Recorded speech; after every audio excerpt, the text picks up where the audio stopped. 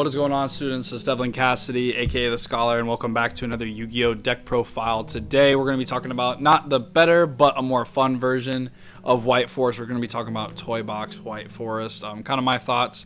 Again, this is a very preliminary run deck build for whatever you guys think might be good. Improvements, suggestions, always going to be welcome in the comments down below. But before we get into my build, make sure you guys go check out Dank Ritual. See this amazing playmat here. The rest of these products up here on the screen are absolutely fantastic. Make sure you guys, again, go check them out at dankritual.com. And then if you guys still need any cards, anything like that, please go shop with my product and team sponsor, Kingslayer Cards. Use the promo code SCHOLAR, save 5% off on your order. But without further ado, let's get into a little bit of a White Forest toy box. So we're going to start off here with triple copies of Stellar. Stellar is just so good, man. This is your starter. She eats all the imperms and veilers in the world. She is your Snake Eye Ash, but she's so good. There's just so many reasons why, but what she can do is she can send a spell or trap card from your hand or field to the graveyard. You can special summon one White Forest monster from your deck, so any of the tuners, you typically special summon Sylve. And then when a spell or trap is sent for cost by the effect of one of your monsters, she can special summon herself. So like this, her plus Rukeia lets you do a lot of really cool things. Or yeah, so you just get to do a lot of stuff to get into your free level 8 Diabelle. So she does that for you. And then the other starter slash like really good extender in the deck is Elzette. Elzette gets you set up in a lot of things, so we really do enjoy having this extender here for the deck. This lets you special summon herself by sending a spell or trap either from your hand or graveyard, and then she special summons herself and searches. So it's all one effect, so it only hits Ash, which is really strong. But we also do like her for the fact that when a light spellcaster tuner is summoned during your opponent's turn, you can add her back to your hand, so she recurs herself, which is really strong. So we do appreciate that of Elzette. But she also grabs you a White Forest monster too, so she can grab you again into any of the tuners. So that's why she can also facilitate as a starter. And then I got 2 copies of Sylve, and then we'll do this here, 1 copy of Rukeia.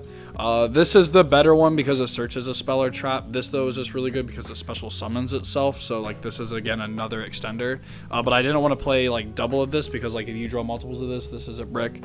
At least if you draw like multiples of this, you know you're getting some follow-up value just in terms of like that off the special summon to get some more stuff there. So Sylve is really good for that reason. But they both have the effect of when you can target a White Forest synchro monster in your graveyard, send it back to your extra deck, and then you get to special summon them from the graveyard. So just really strong. Helps your synchro monsters dodge targeting effects. So really good. And then for the White Forest spells and traps, of course, we play 1 of each, the spell and the trap. The trap is honestly like the better card, just because like this is always live, this is sometimes not live. Like if you draw this as a singleton and no White Forest engine, this card's dead. While this can like actually like kind of like pseudo start you a play, like this can special summon a Sylve out of deck for you to add something, so that way you do have play. So yeah, it's just really good.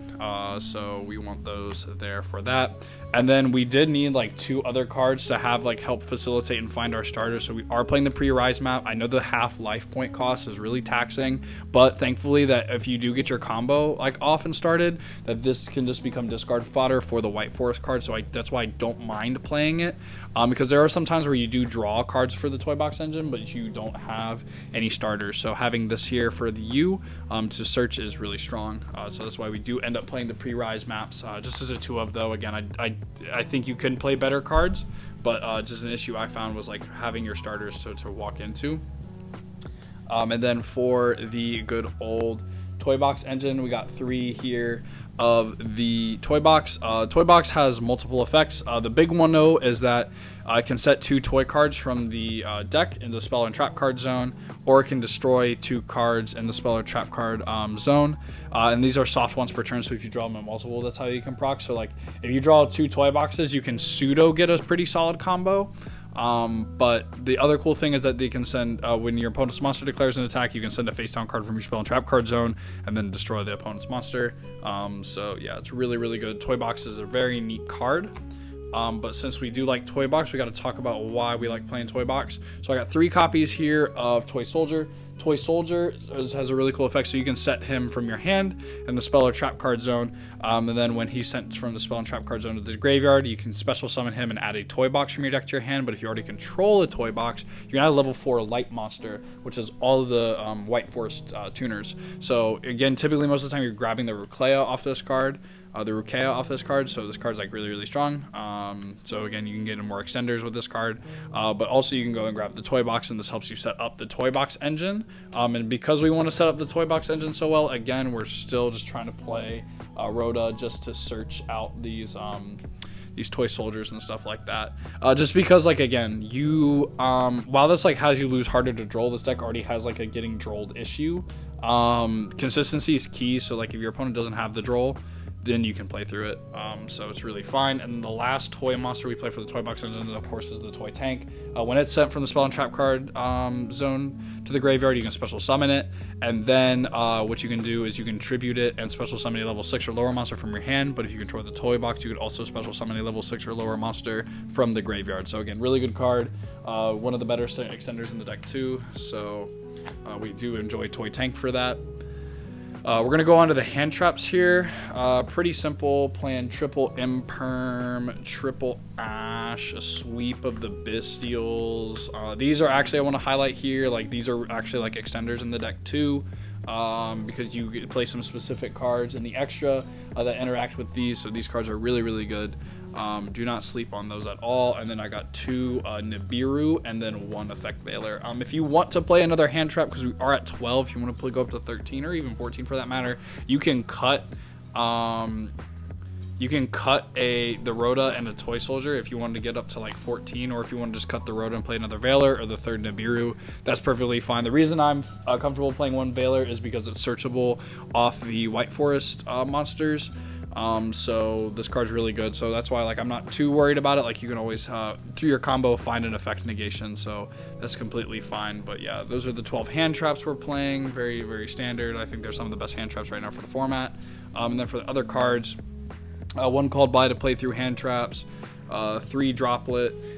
Droplet is so good. It can start your combos too, like Droplet plus a Toy Soldier, like 2 can like help you start a combo, so you can negate a face-up card on the field, and then start your whole combo with Toy Soldier for things like that. I got 1 Pros because, again, consistency. Skill Drain here, just because it's a really good going first floodgate. Like if you stack into this, like there's sometimes where it's just like an auto win button, so you don't mind. And then the Reframing, because we are playing the Visa Samanataria, the fact that you can search the Omni Negate is absolutely wild, so we do really appreciate having the Vanadium Reframing in there for sure. For the extra deck, 1 of the Diabel, 1 of the Sylve, and then 1 of the Rukia. These cards are so good. Like, the more I play White Forest, bro, the more I see like how cracked these synchro monsters are. Again, reviving a spell or trap and then being able to special summon any tuner synchro level 5 or level 7 or lower. I can't remember the level. Yeah, level 7 or lower. Yeah, I thought I was right. It's just cracked. Having access to these is really strong. Book of Eclipse, search for Effect Failure or protect your synchro spellcaster monsters and illusions, just really strong. So it also just can search into extenders, but this is the card that can search for Veiler inside the deck. So yeah, we love that. 1 Dispotter, 1 Omega. We're playing the Dispotter loop just because it's good. I don't have the Gen X synchro that helps you play through Nibiru. I would be playing that over in this slot, but since I don't have it, I'm playing the Omega right now, just because if you get hand trapped a few times, if you have a Bestial extension, you can get into the Dispotter and then the Omega and then rip 2 cards out of their hands. So it has your opponent play on less starters, with the Dispotter already being an interaction point. There's some times too where it's like, oh well, they hand trap you like once or twice, and then they have the Dispotter interaction, then they have to draw a card for a turn after being hand looped, so they have 2 cards to start in hand, so they need like they need a starter and an extender in those last 2 cards. So like I feel that's why I'm comfortable playing the Despotter there. And then one Chaos Angel. This card's just really good because you still play the Zapper Shrimp, so just being able to have like an on summon banish something is really strong, but then also like the protection effects are really notable too. Visas, search the Omni Negate, nothing to really just said be there.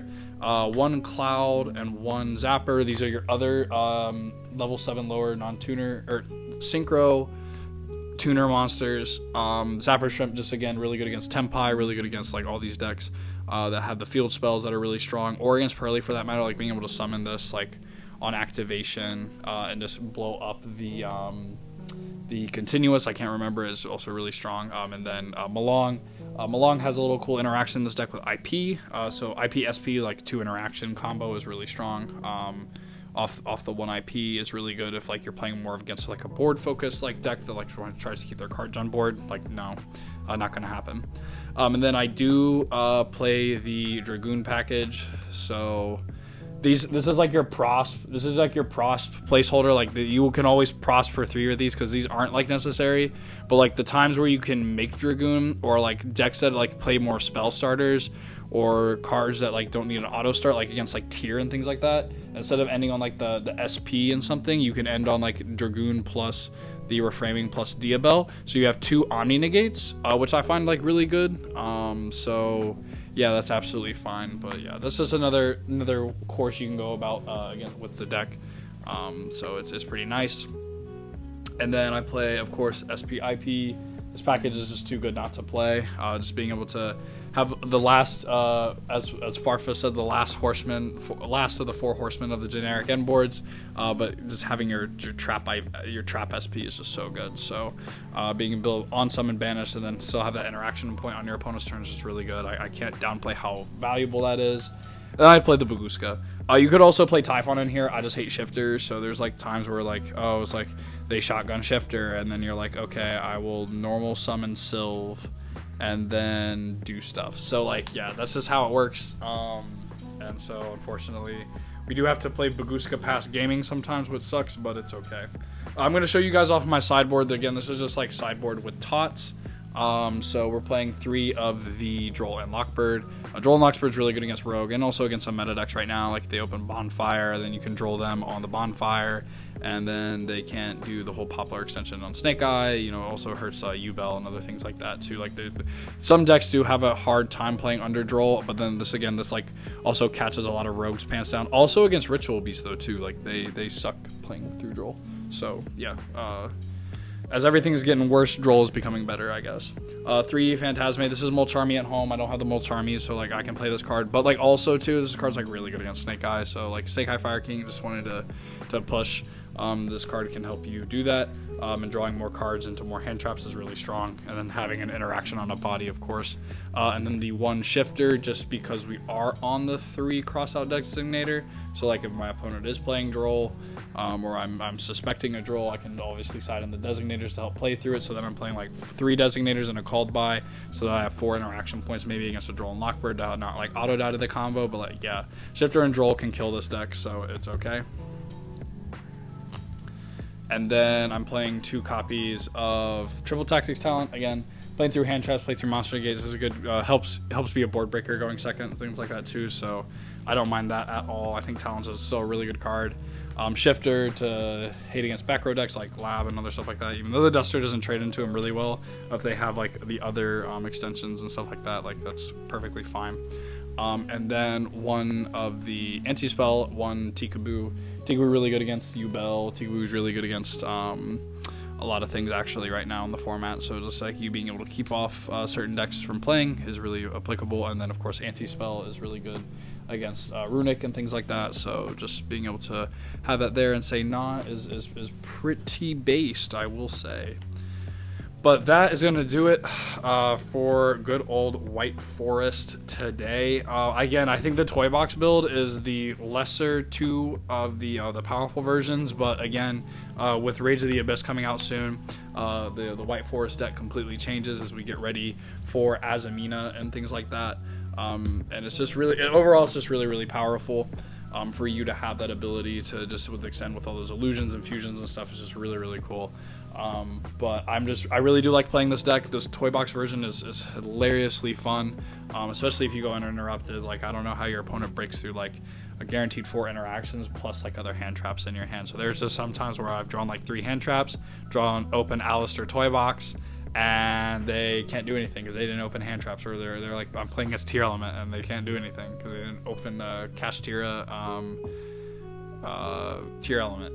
Their Tier Element's Kashtira, and so they can't play on my turn, and it's just really tough. Overall, the deck's really strong, so I do recommend, if you do want to play it, it's a lot of fun, and it's definitely here for you. But please, guys, let me know your thoughts in the comments down below. You make sure you smash that like and subscribe button as I try to continue my grind here. I've loved the love and support that I've gotten recently, so I really appreciate it. And 2, make sure in the description box down below you guys go check out Dank Ritual and Kingslayer cards, because they're gonna always get you guys right. But with that being said, I hope you all have a wonderful rest of your day and a wonderful rest of your week. I love you all. God bless and take care. Stay with me.